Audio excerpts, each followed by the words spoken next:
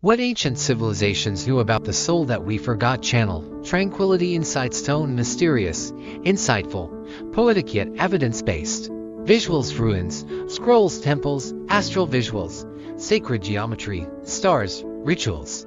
Purpose: captivate curiosity, blend ancient knowledge with modern mystery, encourage introspection. Captivating hook.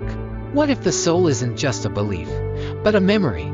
A truth once known by ancient civilizations, buried, forgotten, and now returning. From the sands of Egypt to the mountains of Peru, from forgotten scrolls in India to star maps of the Maya, the ancients whispered secrets about who we are and what happens after death. We've forgotten what they once knew, but today we remember. Stay with us and discover what ancient civilizations knew about the soul that we forgot.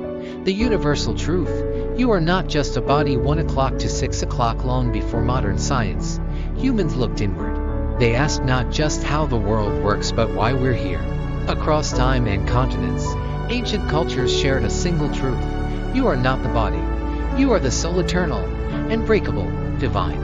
Egyptians called it the Ka and Badu, aspects of the soul that lived on after death.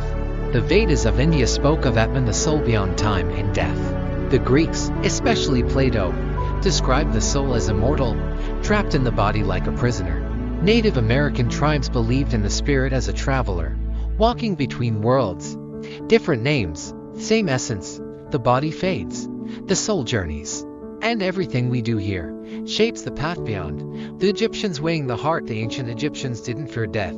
They prepared for it meticulously. The Book of the Dead wasn't about doom. It was a guide, a cosmic manual for the soul's journey through the afterlife. They believed the soul had many parts: Ka, your vital essence; Ba, your personality; Ek, your divine spark. And at the final gate, your heart was weighed against the feather of mat, truth and balance. If your heart was heavy with lies or cruelty, your soul was devoured. If light, it passed into the eternal fields. To them, the soul wasn't judged by gods. It was judged by your own truth.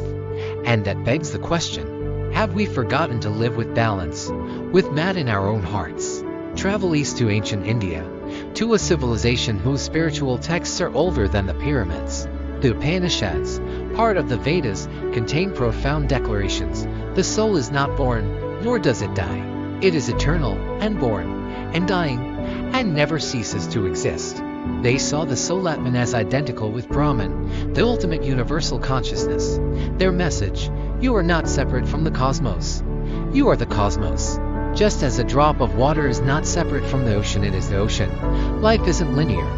It's cyclical. Death is not an end, it's just a phase in the wheel of samsara: rebirth, karma, liberation. But in forgetting this, we began to fear death, instead of understanding it as a transformation. Greece, the soul's divine origin. 23:30 to 29 minutes and 0 seconds. The philosophers of ancient Greece weren't just thinkers, they were seekers. Plato taught that the soul pre-exists the body and after death returns to the realm of forms, a place of absolute truth and beauty. He wrote, the soul is immortal, and once separated from the body, it travels through the heavens and reincarnates until it remembers its divine origin. He described the forgetting of the soul's true nature as a kind of sleep. Philosophy, to him, was the practice of death, awakening before it's too late. The Orphic Mysteries' secret rites in ancient Greece taught that humans were divine beings trapped in flesh. Through initiation, the soul could transcend the cycle of birth and death. Have we forgotten that philosophy was once spiritual, not intellectual? Have we lost the art of remembering who we are? Part 6, Native and Indigenous Beliefs. The return. 29 minutes and 0 seconds to 34 minutes and 30 seconds. Narrator. Across the globe, indigenous tribes held a quiet wisdom about the soul's journey. The Aboriginal Dreamtime spoke of souls returning to the land, of ancestral spirits walking alongside the living. Native American beliefs often viewed death as a return to the Great Spirit, not an ending, but a homecoming. The Lakota say death is a doorway. Life is a vision quest. The soul continues in the Great Circle. They saw the soul as a part of nature, interwoven with rivers, stars, wind, fire. Have we lost this connection? This reverence for the earth, not just as habitat but as womb and cradle of spirit. Part 7.